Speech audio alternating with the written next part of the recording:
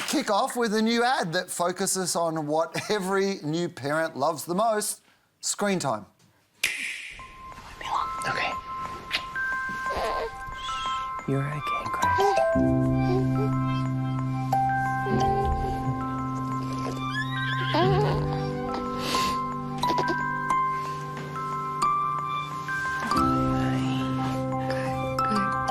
Look out. Yeah, I got it.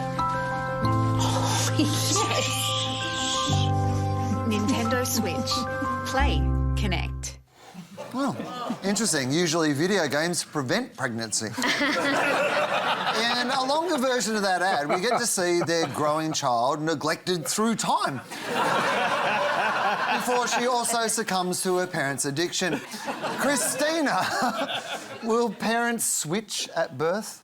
Yeah, this sort of cradle-to-grave gaming strategy it's a little bit too much. But one thing I can't fault Nintendo on is this sort of all-in-the-family strategic play, right?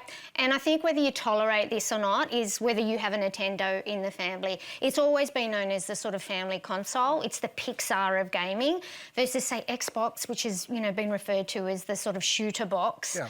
And they do have permission to sort of, operate in this space insofar that it is all about togetherness. You can actually sort of, socially game in real life. You actually sort of split the controller and you share it. But what they're actually trying to do here is pass that down through the generations. And this is kind of Nintendo's interception moment. Before Dad comes home with that PS5 because he wants to relive his childhood, or before that kid asks for the latest Xbox, Nintendo wants to make sure that it's absolutely the main console in the house.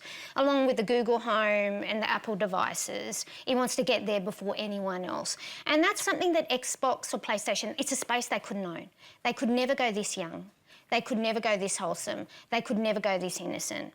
It's only a space that Nintendo can own. And I think that's why you get this sort of exclusively Nintendo family. I'm a bit worried they might have named the kid Nintendo or Zelda. It's a little bit too intense for me. But yeah, there's something right about their strategy. I went all grandpa on this one initially, Will, when I saw it. Oh, come on, imagine, playing Nintendo when you should be looking after your child. Mm-hmm. But that was actually not really the right reaction, because the right reaction is... No, that was the right reaction. I think this is going to work. Steady down, Grandpa. Yeah. Got a young hip person talking over here. So as I thought about the ad, OK, is this ad going to work?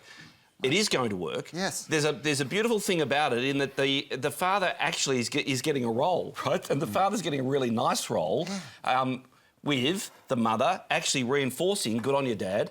You've done a good job. So there's no idea that the father's normally a fool in real life, but also a fool in advertising. That tends to be what happens.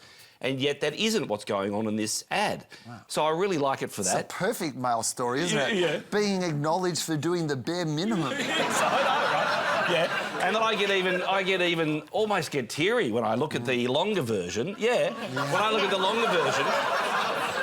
Because in the longer version, we see, a child running down the corridor to meet Dad, right? And so those of us that have had that experience, many of us would have, it's one of the great joys in life. And so good on them for capturing that moment and exploiting it for sales.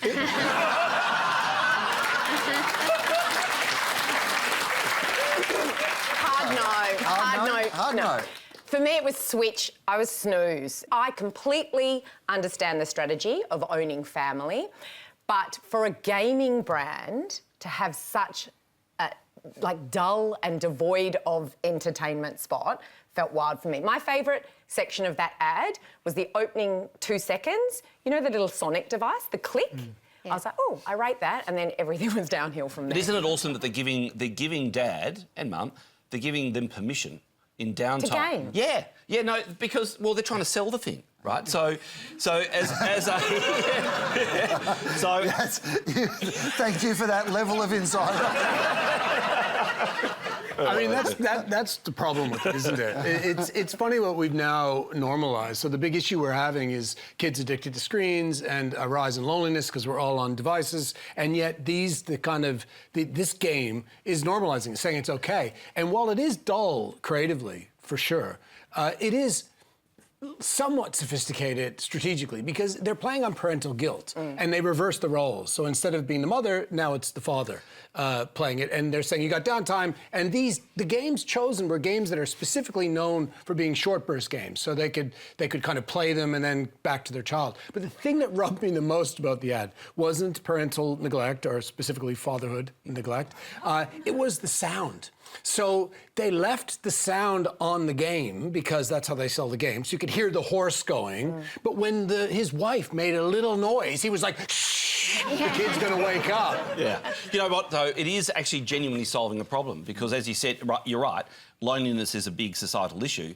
But when you have a newborn, there is a whole lot of downtime and there is a whole lot of loneliness time. So, again, it's giving you permission to use that time with this particular product. And just as an aside, how beautiful is that baby in that commercial? It was a cute baby. I mean, baby. that is one beautiful baby. That was not their baby. No. Well, you don't... Thanks for that level of insight, Tom. Both our heroes are on fire tonight.